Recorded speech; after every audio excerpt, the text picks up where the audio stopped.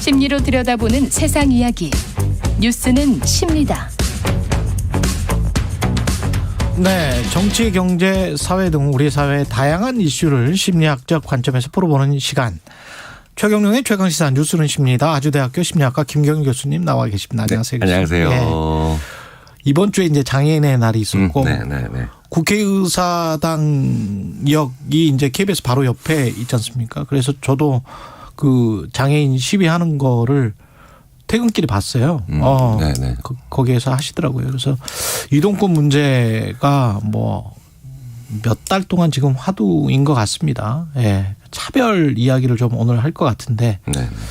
차별이 이제 어떤 거죠? 이게 다른 거에 대한 차별인 거죠?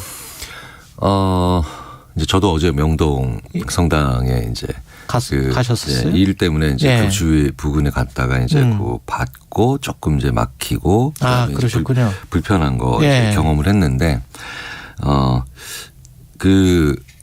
이게 나랑 다른 분들 만난 거잖아요. 그렇죠. 네네. 그런데 이제 이런 얘기들을 많이 하세요. 나랑 다른 점이 이렇게 많은 사람들한테 이렇게 불편한 거 느끼는 거, 그건 본능 맞습니다. 그건 당연한 거예요. 네, 그건 당연한 거예요.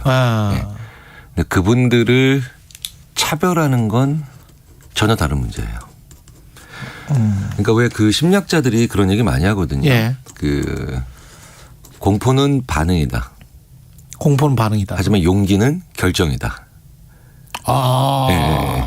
그러니까 무언가를 보고 무서운 건 당연한 거예요. 예. 그런데 그 무서운 걸 보고도 나는 그래도 대항할 거야. 그냥 지나치지 않을 거야. 예. 라고 하는 건 결정이라는 거죠. 그렇죠. 이거 되게 중요한 거예요. 예. 장애인들께서 그러니까 이제 장애가 있으신 분들이 이제 권리를 주장하시는 과정에서 물론 이제 그 과정에서 이제 조금 선을 넘으시는 경우도 있겠죠. 예. 그런데 예. 그런 분들과 함께 공존하는 게 불편한 거 본능이라니까요. 당연한 거예요. 예. 하지만 그걸 차별하는 건 굉장히 어리석은 결정이죠. 네네. 이 두 개를 구별을 해야 돼요. 예. 이 둘을 구별을 못하니까 왜 쟤는 안 불편해? 라고 생각을 한다는 거예요. 네네네. 그러니까 이해를 못한다는 거죠. 안 불편한 척 안 해도 되는 돼요. 거군요. 네. 그래서 어제 이제 저랑 같이 이동하는 이제 일정을 소화하면서 같이 이동하는 분이 그분이 굉장히 이제 그런 문제에 관심을 많이 가지고 계신 분이라서 근데 자기 불편하잖아요. 우리 이미 늦었거든요. 그렇죠. 네. 근데 제가 그래서 그랬어요. 김 부장님 불편해 하셔도 된다고. 네. 근데 그걸 불편해하는 것과 그 분들의 그런 권리를 주장하는 걸 막거나 비난하는 건 전혀 다른 문제라고. 그렇죠. 그러니까 불편해하시고 응원하시라고. 불편해하지만 응원하는 게 현명한 결정이다. 그럼요. 그러니까 선한 결정이다. 공포가 자연스러운 반응이고 저항할 용기는 결정인 것처럼. 네. 그러니까 우리 사회가 이걸 일직선으로 연결하는 그런 어찌 보면 약간 어린아이 같은 생각을 가진 분들이 많아요. 내가 불편하니까 가만히 있어 당신들 이러지 마. 이거 아니에요. 되게 아니에요. 어떻게 보면 동물적이네요. 공포라는 걸 느끼고 거기에 관해서 숨든지 아니면은 자기 스스로의 공포를 제어하지 못하는 거네. 그렇죠. 그러니까 공포는 말씀하셨던 것처럼 공포는 동물로서 느끼는 감정이고요. 그러니까요. 용기는 인간으로서 느끼는 감정이에요. 용기는 인간밖에 없을 것 같아요. 네. 어떤 상황에서 뭔가 또 전략도 짜고 이성적으로 판단을 하고. 그렇죠. 그래서 그걸 극복해 나가고. 그런 불편하고 그다음에 뭔가 다른 소수를 위해서 불편을 느끼는 거. 그건 동물로서 느끼는 거예요. 동물로서 느끼는 거니까. 그리고 그러면서 불편하지만 그래도 귀를 기울이자는 인간으로서 나오는 결정이에요. 그러면 차별을 하는 것도 결국은 학습된 거네. 그렇죠. 인간으로서 학습된 거네. 이게 본능은 절대 아니에요. 이게 얼마나 이게 자연스럽게 그러니까 왜 그거 심리학자들 중에 이런 얘기하는 거죠. 어떤 사회 이건 사실 심리학 그걸 굳이 갖다 붙이지 않아도 되는데 예. 근데 저는 왜 이렇게 흥분을 하죠, 제가. 아니 다른 나라에서는 어떻게 보면 이제 이미 다 지난 이야기인데 네, 여기에서 네, 이제 네. 한국에서 이거를 설명해야 되나 그래서 조금 깝깝하실 수도 있을 것 같아요. 그러니까 이게 권리나 소수에 예. 대한 배려로 보지 말고 우리가 불편해하는 건 당연하다고 본능이라고 보자는 거죠. 예. 자, 그런데 그렇게 치자면 또 다른 중요한 문제가 있어요. 예. 이게 왜 중요한 문제가 되는지. 만약에 10분 중에 2분이 불편하신 분들이면 거동이 뭐 이동이 불편하신 분이면 그 10분 중에 2분이 안 보이면 그게 불평등이죠. 예. 그렇죠. 이게 이제 왜 소수가 눈에 안 보이는 그렇죠. 제가 그런 걸 정말 처음으로 느껴봤던 게 이제 유학 시절에 예. 약간 그런 느낌이 있죠. 아시아계 학생인데 아시아계 학생이 분명히 20%가 존재하는데 예. 약간 아시아계 학생들이 눈에 띄면 좀 안 좋을 것 같다라는 느낌의 뉘앙스를 받을 때가 있어요. 뭔가 행사를 할 때. 그렇죠. 그렇죠. 맞아요. 그런 거 있어요. 그때 굉장히 예. 강한 모멸감을 느끼죠. 맞습니다. 예. 그런데 내가 여기에 속해 있지 않는 것 같은 그렇죠. 그런 느낌이 있습니다. 예. 예. 그런데 그런 느낌들을 만들어내는 걸 굉장히 두려워해야 돼요. 그렇습니다. 그게 위험하다는 걸 알아야 돼요. 주최 측이. 예, 예, 주최 측이 예. 그런 느낌을 그 다인종 국가에서 주면 큰일 나는 그렇죠. 예. 그러니까 처벌받기 때문에 안 좋은 게 아니라 그게 왜 안 좋냐면요. 그 사람들이 눈에 안 보이는 게 편할 수 있죠.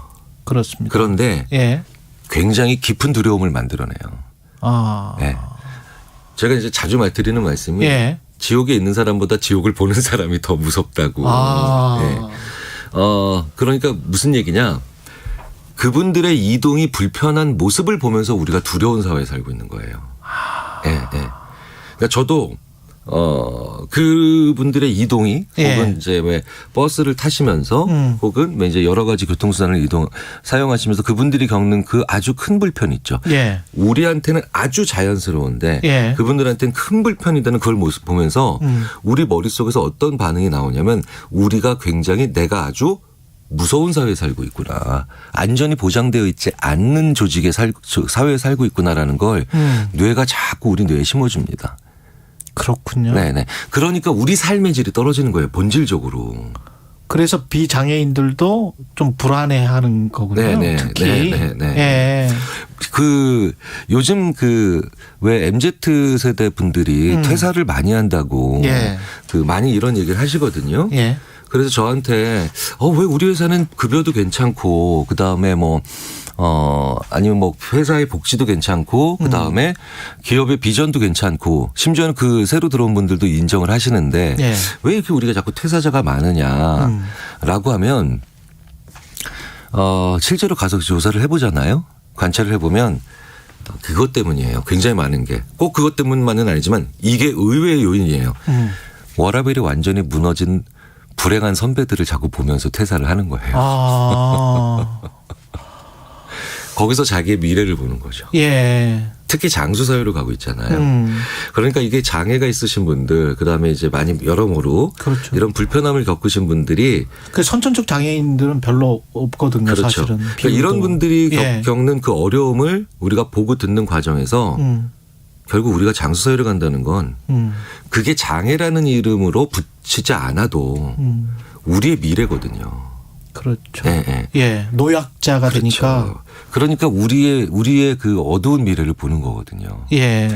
그래서 워라밸이 무너진 선배를 보면서 그러니까 요즘 그런 얘기 하거든요. 농담 반 진담 반으로 너도 열심히 하면 임원 될 수 있어. 그러면 예. 후배 직원들이 행여나 그런 얘기 하지 마시라고.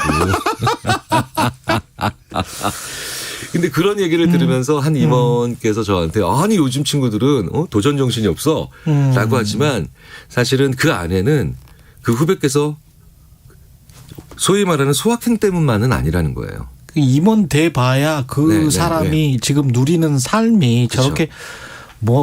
저렇게 살고 싶나 이렇게 지금 생각을 하고 있는 거잖아요. 네, 그러니까 워라밸이 예. 무너진 그 임원분의 처럼 되기 싫다는 거거든요. 궁극적으로 장애가 있는 분들, 이것 때문에 불편하신 분들이 고통받는 사회를 보면서 우리는 예. 우리의 미래를 봅니다. 그리고 굉장히 두려운 사회가 될 거라고 우리는 걱정을 하면서 살기 때문에 예. 이거 굉장히 중요한 문제예요. 갑자기 제가 미국 샌디에고에서 저상버스를 처음 봤었을 때 그 느꼈던 편안하고 평화로운 느낌 있잖아요. 그렇죠. 예. 그러니까 장애인분이 타시는데 충분히 기다려다주고 물론 이제 샌디에고라는 도시가 좀 한적하긴 워낙 하지만. 좋고 한적한 도시여서 그런 느낌을 받는지 모르겠습니다만은 그게 보여지는 게 그렇게 평화롭고 아름답게 비춰지니까 이 사회는 살만하구나 이런 느낌이 들었거든요. 근데 이건 완전히 무슨 뭐 교통 전쟁 같은 그런 느낌이 계속 미디어에서 비춰지니까 그런 전쟁 같은 분위기에서도 만약에 그분들을 배려하는 모습을 본다. 왜 그럼 우리 멋진 영화를 보는 것 같은 사회 살고 있지 않으세요? 포연이 막 자욱한 그런 데서도 꽃 한 송이가 피는 것 같은 그 사회적 합의가 결국 장애가 없다고 생각하는 우리한테 오는 정말 큰 메리트예요. 영화 한 편을 보고 사는 거라는 거거든요. 그러니까 지금 이상적인 얘기하지 마가 아니라 가장 현실적인 얘기를 하고 있는 겁니다. 그러네요. 제가. 네네. 그렇게 우리의 심리적 건강을 위해서 15박 16일 유럽 여행을 떠나시면서 우리의 멘탈, 그러니까 정신 건강을 위해서 가장 좋은 걸 왜 마다하시냐는 거예요. 저는 그분들의 시위의 적법성에 대한 걸 모릅니다. 법률가가 아니니까. 근데 그걸 일단 논외로 했을 때 이거는 굉장히 우리를 위해서 중요한 문제인 거예요. 그분들을 배려하는 문제가 아니고. 네. 게다가 사실 생각해 보세요. 지금 우리 옛날보다 많이 민주주의 사회죠. 그럼요. 네. 그 희생하신 분들이 있기 때문이죠. 그럼요. 네, 그렇죠. 그러니까 우리가 누리는 모든 것들은 사실 특권이죠. 그렇죠. 특권이에요. 예. 그러니까 되게 재밌는 건 그분들이 차별받고 있다라고 하면 왠지 그럴 것 같은데 우리가 누리는 특권이다라고 생각하면 그런 생각을 잘 안 해요, 사람들이. 저는 경제 현상을 보면서도 한국 언론에서 정말 이상하게 보도하는 것 중에 하나가 배달비가 오르니까 이제 물가 상승 때문에 자연스럽게 배달비가 오르잖아요. 근데 배달비가 너무 올라서 소비자가 불편하다. 소비자가 마음이 편치 않다. 그렇죠. 라고 하면서 배달비 상승을 억제해야 되는 것만 같은 뉘앙스의 기사들을 온통 쓰거든요. 그럼요. 근데 제가 단언컨대 어떤 선진국 언론도 이렇게 기사를 쓰는 데는 없어요. 네네네. 저도 그 점에 아주 격하게 공감을 해요. 이거는 정말 황당한 언론이에요. 그냥 자본주의 시장에서 일어나는 인건비 상승이거든요. 그럼 물가 상승과 임금 상승과 인건비 상승은 다 똑같아요. 근데 소수의 배달, 그러니까 소수자들인 거지. 그렇죠. 그 만만한 사람들 데리고 다수의 소비자 핑계를 대면서 저도 흥분하네. 그러면서 이제 차별을 해버리더라고요. 그렇죠. 그걸 저는 뭐라고 부르냐면 선한 약한 자를 격하게 다루는 사회는 정말 나쁜 사회예요. 그러니까 좀 이상해. 그러니까 똑같이 제가 왜 그 기업에 가서 우리 기업에 좀 요새 뭔가 좀 이상하다, 분위기 안 좋다 그러면 제가 꼭 보는 게 바로 뭐냐, 저성과자예요. 뭔가 잘못을 했어요. 그럼 처벌받아야 되죠. 그런데 되게 웃긴 건 그 기업이 선하고 저성과자, 악하고 저성과자, 선한 저성과자를 더 많이 처벌해요. 그런 사회가, 그런 회사가, 그런 조직이 무너지기 좋아요. 그런데 우리나라 사회가 저성과자니까 뭔가 경고받아야 되잖아요. 그리고 뭔가 법을 어겼으니까 처벌받아야 되잖아요. 선한데 법을 어긴 사람이 더 처벌받아. 과거에 교수님이나 저나 이렇게 고등학교 다닐 때 점수 떨어졌다고 매맞았잖아요. 우리가 점수 떨어졌다고 체벌 당했거든요. 근데 지금 생각해 보면 내가 점수 떨어져서 내가 억울한데 왜 매까지 만들어야 되지? 이런 생각이 드는 거예요. 지금 생각해 보면. 문화지능이라고 합니다. 문화지능이 뭐냐면 대를 위해서 소가 희생하는 게 아니라요. 소를 위해서 대가 고민하는 걸 문화지능이라 그래요.